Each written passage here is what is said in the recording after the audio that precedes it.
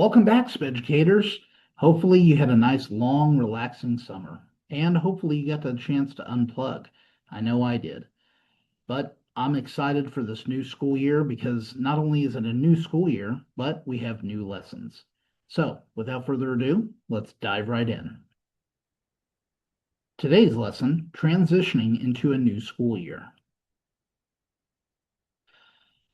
Well, new school year means new problems.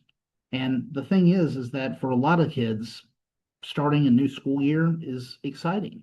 But for kids that are on the spectrum, it can be a little chaotic. But as a parent, I know exactly how a lot of you feel. Parents, the first day of school, you be like, but for students on the spectrum, the first day of school will be like, but why is that? It's because students that are on the spectrum, they need routines, they need schedules, they need consistency. And that first day of school, although exciting, can be chaotic. And you're establishing new routines, new schedules, and it's all just crazy on that first day. So, of course, students on the spectrum are going to be, well, freaking out. My son, he does the same thing on the first day of school. That's why we try to prepare him beforehand. So, what are some things that you can do for your child to prepare them for the first day of school? Well, let me share some of those strategies with you. So, how do we ease them into that first day? Well, the first thing that you can do is visit the school before the first day, if possible. A lot of schools, they usually have teachers come back the day before or the week before, just so that they can get acclimated and get their classrooms ready, especially if teachers are switching classrooms and they're trying to get their new classroom set up. So, making a plan to try and visit the school the day before or maybe even the week before would be really great because then you can go through the schedule with your student and it can ease some of that anxiety. Practice the route to school. For some students, if they have to ride a new school bus, it can be a little nerve-wracking not knowing how you're going to get to school. So get in your car and drive the school route that the bus would take. That way they're familiar with the route and they're not going to be as anxious. Review the daily schedule ahead of time. A lot of schools will send out schedules of students' schedules before the first day, so that way they can know what the schedule looks like.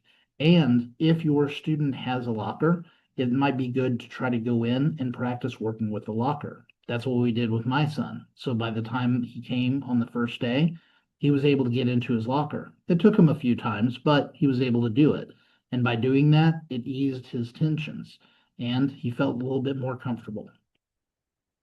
Use visual schedules or calendars to count down to the first day. With students that are on the spectrum, they need visuals. And for a lot of kids, they don't want to know about school until the day beforehand. But for these kids, it's important that you count down those days and you let them know there are 5 days left, 4 days left, 3 days left. So when that day finally comes, it doesn't come as a shock.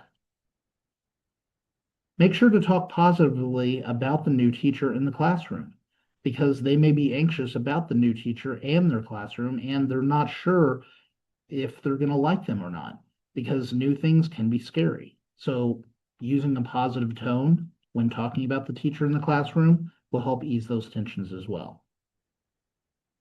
Maintain consistent sleep and morning routines before school begins.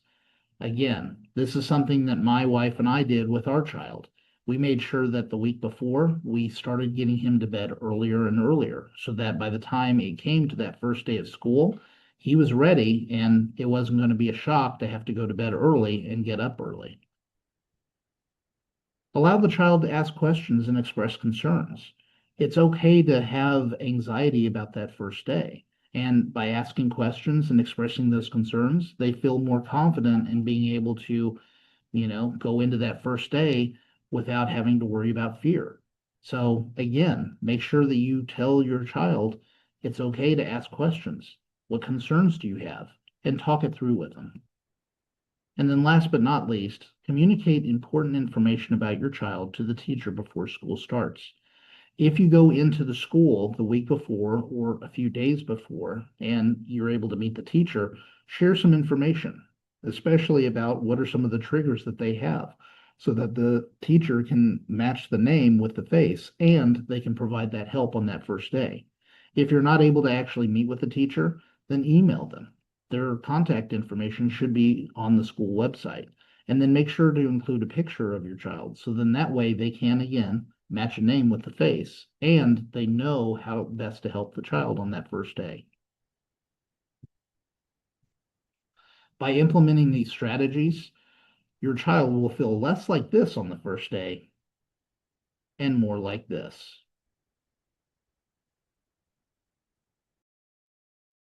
Now, if you liked what you saw, you learned something new, or you're new to the channel, please click that like button. And if you want updates on future videos, feel free to click the subscribe button and ring the bell for updates on future videos. And as always, if you have questions or concerns about this video, or there's a particular topic in special ed that you would like me to cover, by all means, drop a line in the comments section and I would love to hear from you. And until next time, class dismissed.